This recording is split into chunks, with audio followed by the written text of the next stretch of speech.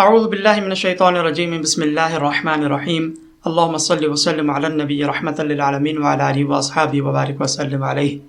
آج ہم سورہ بقرہ آیت نمبر 100 پر کلام کریں گے۔ اللہ تبارک و تعالیٰ ارشاد فرماتا ہے اَوَكُلَّمَا عَاهَدُوا عَهْدًا نَبَذَهُ فَرِيقٌ مِّنْهُمْ بَلْ أَكْثَرُهُمْ لَا يُؤْمِنُونَ۔ اللہ تعالیٰ ارشاد فرماتا ہے کیا یہ حقیقت نہیں ہے کہ جب بھی یہ یعنی یہودی کوئی عہد کرتے ہیں تو ان کا کوئی ایک گروہ اس عہد کو ہی پس پشت ڈال دیتا ہے، بلکہ ان میں سے اکثر ایمان نہیں لاتے۔ اس آیت کا شان نزول کچھ یوں ہے کہ جب سرکار دو عالم علیہ السلام نے یہودیوں کو تورات شریف کے وہ عہد یاد دلائے جو نبی کریم علیہ السلام کے بارے میں وارد ہوئے تھے کہ جب آخری نبی محمد مصطفیٰ صلی اللہ علیہ وسلم تشریف لائیں گے تو اے بنی اسرائیلیوں تمہیں ان پر ایمان لانا ہے، ان کی تعلیمات پر عمل کرنا ہے۔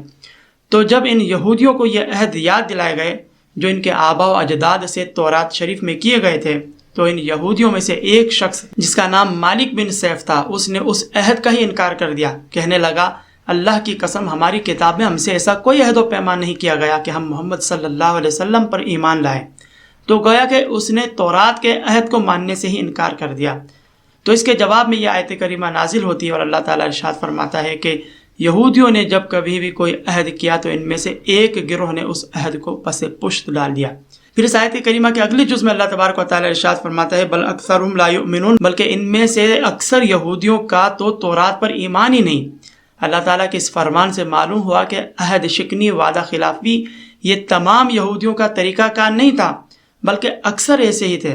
ہاں، کچھ ایسے منصف مزاج علماء یہود بھی تھے کہ جو حقیقی معنی میں تورات کے عامل تھے، تورات کی تعلیمات پر عمل کرنے والے تھے، جیسے حضرت عبداللہ ابن سلام۔ آپ کی کنیت ابو یوسف ہے، حضرت یوسف علیہ السلام کی اولاد سے ہیں۔ آپ تورات کے بہت بڑے عالم تھے، لیکن یہ ایک ایسے وفادار تھے کہ جنہوں نے پہلی کتاب یعنی تورات شریف کی اتباع کی۔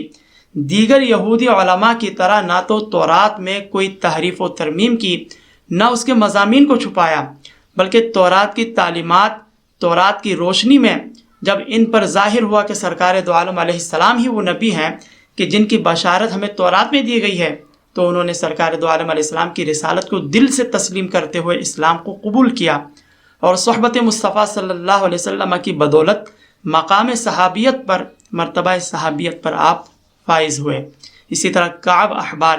یہ بھی یہودی عالم تھے، لیکن بعد میں انہوں نے بھی اسلام قبول کرتے ہوئے اپنی آخرت محفوظ فرمائی۔ تو معلوم ہوا کہ اہل یہود کی اکثریت عہد شکن تھی، وعدہ خلافی کرنے والی تھی، لیکن کچھ منصف مزاج ان میں بھی تھے کہ جو تورات شریف کی حقیقی تعلیمات پر عامل تھے۔